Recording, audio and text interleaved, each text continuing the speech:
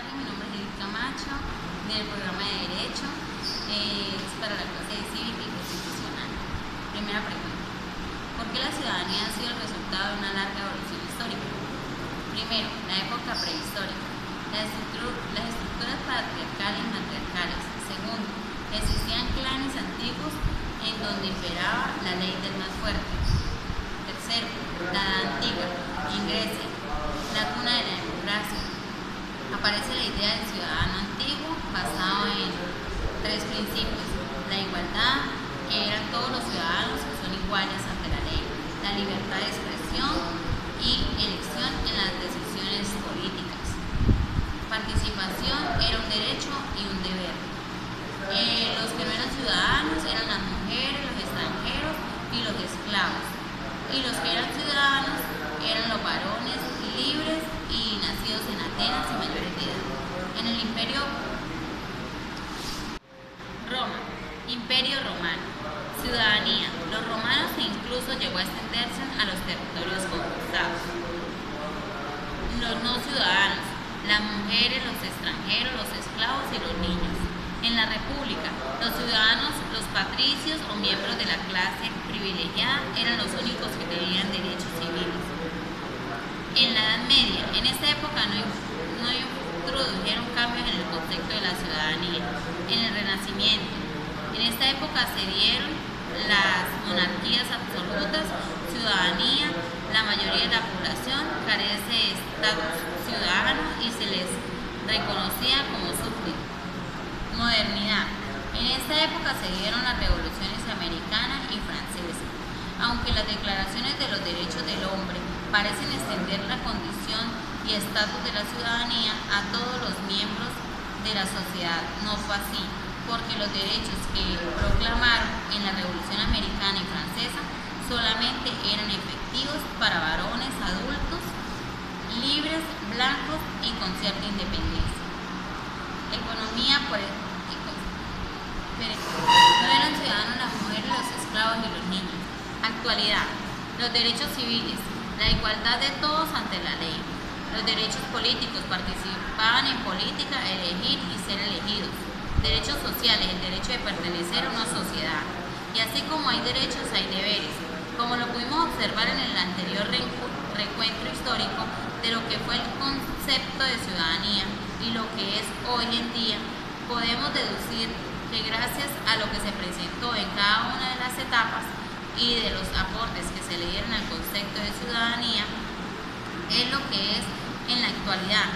Seguramente, si no se hubiesen presentado inconformidades de parte de las personas en sus diferentes épocas, seguiríamos existiendo la esclavitud.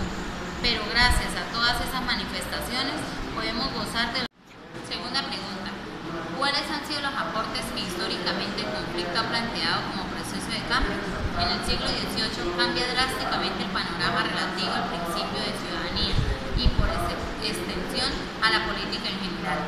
La herencia de la Ilustración fue clave en este renacimiento de la democracia y de las luchas sociales.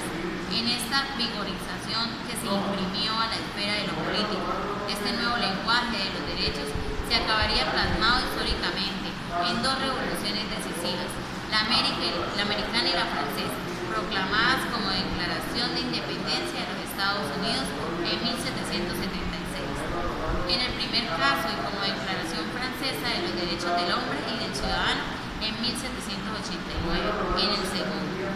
Tercera pregunta: ¿cuál es la concepción actual que se tiene de la ciudadanía? Condición que reconoce a una persona una serie de derechos políticos y sociales que le permiten intervenir en la política de un país determinado. Cuarta pregunta: explique a través de ejemplos los tipos de ciudadanía que históricamente se han planteado. Primero, ciudadanía liberal. Es individualista. El pensamiento liberal se centra en el individuo y sus derechos. Se orienta más a la defensa razonable de los derechos del individuo que a las obligaciones, la búsqueda del bien común. Considera que la ciudadanía es solamente uno de los ámbitos de la acción individual, no es más importante ni tampoco obligatorio. Ciudadanía republicana. La búsqueda del bien común exige que los ciudadanos se impliquen en los asuntos públicos, que participen y debatan. El ciudadano debe asumir un papel activo y destacado en la organización y la dirección de la sociedad. Ciudadanía comunitarista. Contribuye al bienestar de la comunidad inmediata y a lo nacional. La ciudadanía diferenciada. En este modelo, representado por autores como Iris Young y Caroline Pateman, se define una idea de igualdad interpretada a partir de lo colectivo, no tanto de lo individual. Se sostiene que siempre hay un grupo mayoritario que ostenta una posición dominante y que es este dominio siempre que se da un elemento de injusticia. Ciudadanía multicultural. Se refiere a tres clases de grupos con sus correspondientes derechos específicos para cada caso. Primero, los grupos desfavorecidos, las mujeres, discapacitadas, etc., que deben tener derechos especiales por un espacio de tiempo determinado. Segundo, los grupos de inmigrantes y minorías étnicas o religiosas. Son acreedores de derechos multiculturales y además de forma permanente, por lo que mantendrían su identidad diferenciada. Tercero, minorías nacionales. Existen derechos de autogobierno, prefieren mayor grado de autogobierno que una representación mayor en el conjunto de Estado. Ciudadanía postnacional. Para Habermas es necesario reconocer la realidad de uno de estos postnacionales, que son en suma nuestros estados plurinacionales y también pluriétnicos, cosmopolítico y cívico. La idea consiste en defender un sistema global de derechos y deberes al alcance universal, que vaya más allá de aspectos como lugar de nacimiento o de residencia de cada individuo. Se trataría en suma de superar los particularismos de un